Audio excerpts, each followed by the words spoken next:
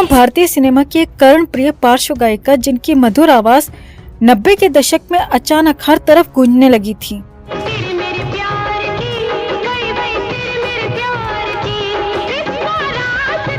जिनका नाम देश के बेहतरीन सिंगर्स में शुमार रहा और आज भी इनके गाए गाने कानों में मिश्री घोलते हैं।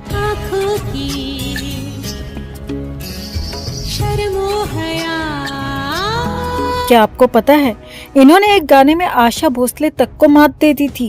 क्या आपको पता है इनके करियर के सबसे हिट गाने में इन्होंने कर दी थी बहुत बड़ी गलती, बावजूद इसके वो गाना इनका सबसे बड़ा हिट माना जाता है। क्या आप जानते हैं कि इन्होंने सिर्फ 8 साल की उम्र में ही शास्त्रीय संगीत सीखना शुरू कर दिया था और 14 साल की उम्र में सिंगर बनने के इरादे से मुंबई चली गई थी?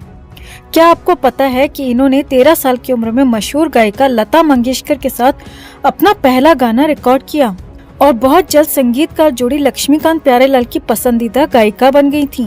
और क्या आप यकीन करेंगे दोस्तों कि पद्मश्री से सम्मानित इस प्रतिभावान गायिका ने हिंदी सहित करीब दर्जन भर भाषाओं में 25,000 से भी ज्यादा गाने गाए और 4 बार सर्वश्रेष्ठ फीमेल प्लेबैक सिंगर का फिल्मफेयर अवार्ड जीतकर इंडस्ट्री में तहलका मचा दिया। तो कौन थी ये गायिका जो स्वभाव से बेहद सरल और शांत मानी जाती थी, और क्यों अचानक इनकी गायकी का सितारा अस्त हो गया? आज ये कहाँ हैं और क्या कर रही हैं, क्योंकि इनके पति पर बेहद गंभीर आरोप लगे? आज के इस वीडियो में हम तलाशेंगे इन तमाम सवालों के जवाब। आप बने रहिए हमारे साथ। दोस्तों, आज हम बात कर रहे हैं 90 के दशक में अपनी आवाज और गानों से धमाल मचाने वाली प्लेबैक सिंगर कविता कृष्णमूर्ति की। आज भी इनकी सुरीली आवाज जब कानों में पड़ती है तो मिश्री सी घुल जाती है। 90 के उस दौर में कविता कृष्णमूर्ति का स्टारडम ऐसा था कि हर फिल्म में इनके गाने जरूर होते थे। कुछ दावों के अनुसार अपने 4 दशक से भी लंबे म्यूजिकल करियर में कविता कृष्णमूर्ति ने दर्जन भर भाषाओं में 25,000 से भी ज्यादा गाने गाए। इन्होंने सिंगर अमित कुमार से लेकर अभिजीत भट्टाचार्य, कुमार सानू, उदित नारायण से लेकर शान और सोनू निगम, उस दौर के सभी फेमस सिंगर्स के साथ ढेरों हिट गाने गाए। लेकिन बाद में कविता कृष्णमूर्ति ने खुद को प्लेबैक सिंगिंग से दूर कर लिया। हालांकि कविता अभी भी फिल्मों में गाने गाती हैं, लेकिन बहुत कम। तो चलिए सबसे पहले जानते हैं इनके शुरुआती जीवन के बारे में। कविता कृष्णमूर्ति का जन्म 25 जनवरी 1998 को दिल्ली में एक तमिल अय्यर परिवार में हुआ था। इनका वास्तविक नाम शारदा था। इनके पिता का नाम टी.एस. कृष्णमूर्ति था, जो कि एचआरडी मंत्रालय में कर्मचारी थे। इनकी मां का नाम कामाक्षी था, जो कि एक गृहिणी थी। कविता कृष्णमूर्ति ने 8 साल की उम्र से ही गाना शुरू कर दिया था। इनका रुझान संगीत की तरफ देखकर इनकी चाची प्रतिमा भट्टाचार्य ने इन्हें सिंगिंग सिखाने की सोची। इन्हें इस फील्ड में करियर बनाने की सलाह दी। तब कविता कृष्णमूर्ति का रविंद्रनाथ संगीत सीखने के लिए एक स्कूल में दाखिला कराया गया, जहां सुरुमा बासु ने इन्हें संगीत सिखाना शुरू किया। साथ ही कविता ने क्लासिकल सिंगर बलरामपुरी से हिंदुस्तानी क्लासिकल म्यूजिक की ट्रेनिंग ली। इस तरह 8 साल की उम्र से कविता ने अंतर मंत्रालय की शास्त्रीय प्रतियोगिताओं में गाना और मेडल जीतना शुरू कर दिया था।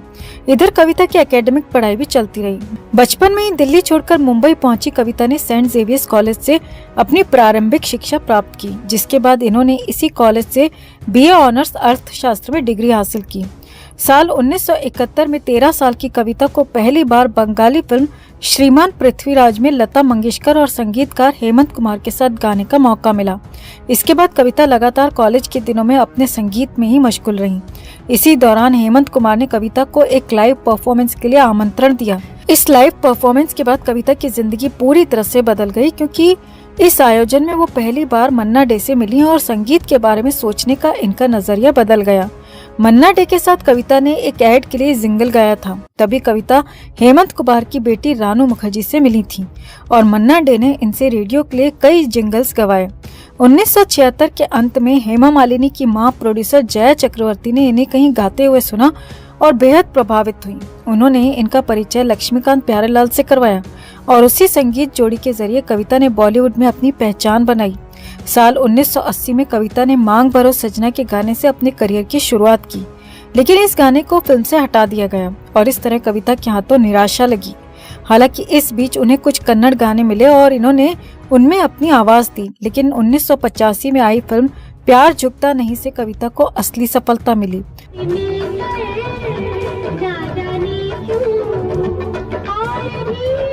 लक्ष्मीकांत प्यारेलाल से मिलने के बाद कविता का बॉलीवुड संघर्ष समाप्त हुआ था। इसके बाद इन्होंने कभी भी पीछे मुड़कर नहीं देखा। कविता ने 1986 में आई सुपरहिट फिल्म कर्मा के लिए एक देशभक्ति गीत दिल दिया है जान भी देंगे ए वतन तेरे लिए गाया और ये गीत लोगों की जुबान पर चढ़ गया।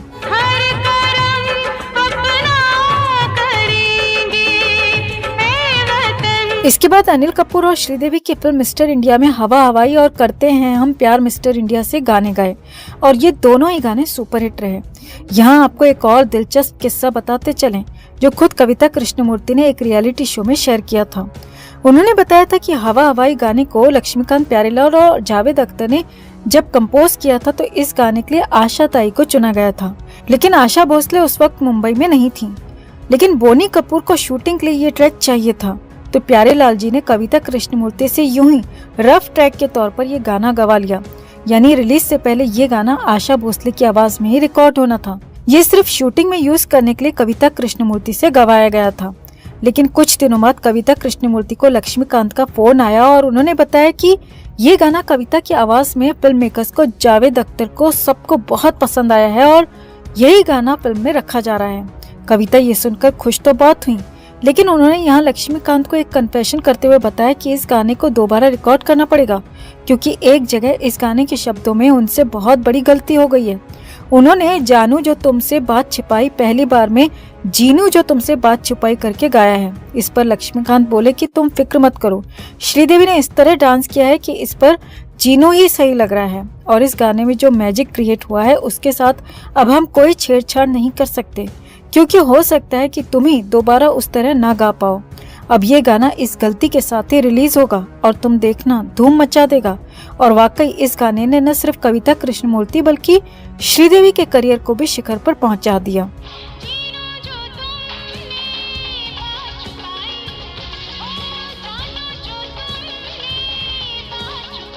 इन दोनों गानों के बाद कविता के करियर में उछाल आया और उन्हें और भी कई बड़े बैनर्स की फिल्में मिली। देखते ही देखते बेहद कम वक्त में कविता कृष्णमूर्ति 90 के दशक में एक प्रमुख महिला पार्श्व गायिका के रूप में स्थापित हो गयी।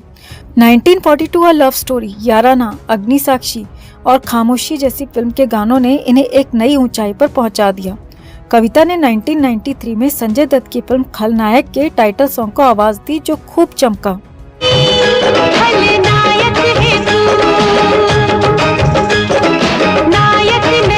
1994 में मोहरा फिल्म का गाना तू चीज बड़ी है मस्त मस्त इतना हिट हुआ कि गली चौराहों पर हर जगह सुना जा सकता था।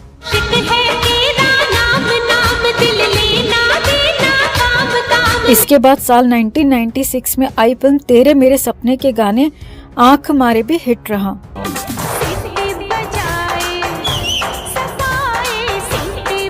साल 2002 में देवदास फिल्म का डोला रे डोला गाना गाकर कविता लोकप्रियता के शिखर पर जा पहुंची। वहीं फिल्म कभी खुशी कभी गम के बोले चूड़ियां समेत सैकड़ों सुपरहिट गाने इन्होंने गाए। यही नहीं, इन्होंने छोटे पर्दे पर भी समा बांधा और रामानंद सागर की रामायण के पॉपुलर गाने हम कथा सुनाते प्रभु श्री राम की को अपनी आवाज दी जो घर घर में आज भी सुना जाता है। 1990 के दशक में बप्पी लहरी, आनंद मिलन, AR रहमान, राजेश रोशन, राम लक्ष्मण, इस्माइल दरबार, हिमेश रेशमिया, आदेश श्रीवास्तव, नदीम श्रवण, जतिन ललित, विजू शाह और अनिल मौलिक जैसे उस दौर के लगभग सभी संगीत निर्देशकों के साथ काम किया।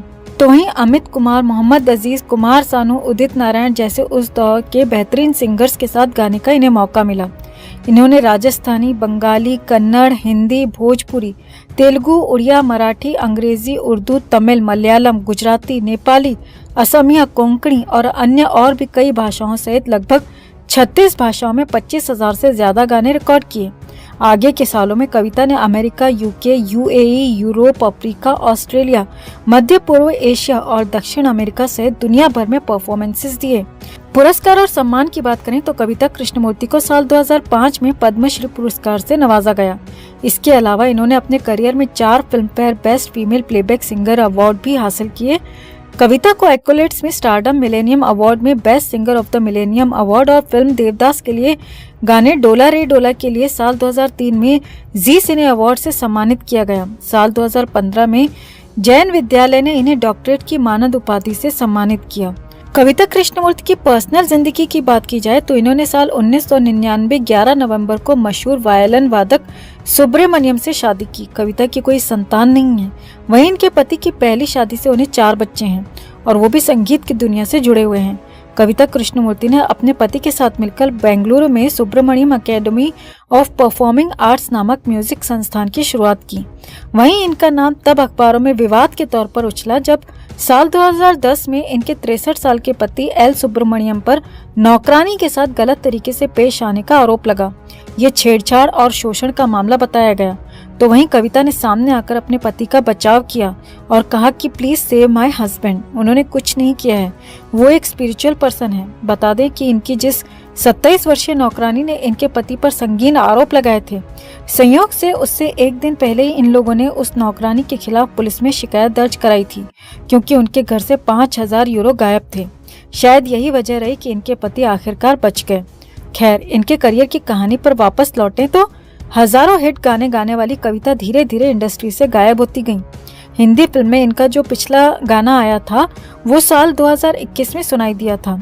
इससे पहले इन्होंने एक गाना 2017 की विद्या बालन की फिल्म तुम्हारी सुल्लू में गाया था। तो कविता कृष्णमूर्ति ने आखिर क्यों बॉलीवुड में प्लेबैक सिंगिंग से दूरी बना ली, क्यों वो वापसी करने में हिचकिचाती हैं, इसका खुलासा इन्होंने कुछ साल पहले ही टाइम्स को दिए अपने इंटरव्यू में किया था। कविता कृष्णमूर्ति ने बताया था कि म्यूजिक इंडस्ट्री में जो बदलाव हुआ है काफी हद तक उस वजह से मैं प्लेबैक सिंगिंग में एक्टिव नहीं हूँ। जिन म्यूजिक डायरेक्टर्स के साथ मैंने पहले काम किया है वो इस दुनिया से चले गए, जैसे कि लक्ष्मीकांत का निधन हो गया और फिर आर.डी. बर्मन भी चले गए। बिजू शाह और जतिन ललित जैसे म्यूजिक कंपोजर ने काम करना बंद कर दिया। अनु मलिक भी कम फिल्में करने लगे। इसके अलावा कविता ने रियलिटी शोज पर भी अपनी राय दी और गानों की शॉर्ट लाइफ होने की भी बात कही। उन्होंने आगे कहा कि नए म्यूजिक डायरेक्टर्स की खेप आई और इंडस्ट्री में एक नए युग की शुरुआत हुई। फिर इंडस्ट्री में कॉर्पोरेट कल्चर भी आ गया। रियलिटी शोज नए सिंगर्स लेकर आए, हालांकि उनका करियर छोटा रह गया। हमारे टाइम पर आर्टिस्ट का करियर लंबा और काफी सफल होता था। गानों की सिल्वर जुबली होती थी, लेकिन अब ऐसा नहीं होता। कविता कृष्णमूर्ति ने साथ में ये भी कहा कि आज के समय में हिंदी फिल्म इंडस्ट्री में कुछ चीजें हैं जिन्हें धड़ल्ले से फॉलो किया जा रहा है और इन्हीं की वजह से वो बॉलीवुड में काम करने से बचती हैं। उन्होंने कहा था कि आजकल एक ही गाने को 8-9 लोगों से रिकॉर्ड करवाया जाता है। किसी को ये नहीं पता होता कि गाने में किसकी आवाज को रखा जाएगा। कभी कभी एक ही सिंगर की आवाज गाने में रखी जाती है और कभी कभी म्यूजिक डायरेक्टर की आवाज ही फाइनल होती है। हालांकि मैंने ना तो कभी इस तरह के सिस्टम में काम किया है और ना ही ऐसे काम करना चाहती हूँ। कविता कृष्णमूर्ति को इस बात का दुख है कि आज के दौर में अरिजीत सिंह, श्रेया घोषाल और सुनिधि चौहान के अलावा लोग किसी और सिंगर को गाने की आवाज से पहचान नहीं पाते। कविता कृष्णमूर्ति अब इसी शर्त पर इंडस्ट्री में काम करना चाहती हैं कि जो भी गाना उन्हें ऑफर हो उसमें उनकी ही आवाज फिल्म में रखी जाए। इनका कहना है कि इन्हें तब बहुत बेइज्जती महसूस होगी अगर इनके गाए गाने को फिर किसी और से गवाकर उसे रिप्लेस कर दिया जाए। कविता की शादी वायलिन वादक एल सुब्रमण्यम से हुई थी। कविता कृष्णमूर्ति ने अपने पति एल सुब्रमण्यम के साथ मिलकर Subramaniam academy of performing arts की शुरुआत की थी। साथ ही इन्होंने अपने नाम पर एक ऐप भी लॉन्च किया जिसका नाम कविता KS ऐप है। ये एप्पल और गूगल प्ले स्टोर पर मौजूद है। इस ऐप के जरिए आप कविता से जुड़ सकते हैं। कविता अब अपने पति और बच्चों के साथ बेंगलुरु में रहती हैं और भारत के साथ साथ पूरी दुनिया में अकेले ही अपने पति के साथ भी म्यूजिकल कॉन्सर्ट्स में हिस्सा लेती हैं। संगीत के प्रति इनका प्यार आज भी बरकरार है और ये उसकी साधना में लगी हैं। हम उम्मीद करते हैं कि हमें आगे भी इनकी मधुर आवाज को सुनने का मौका मिलता रहेगा और ये ऐसे ही सरस्वती की साधना करती रहेंगी।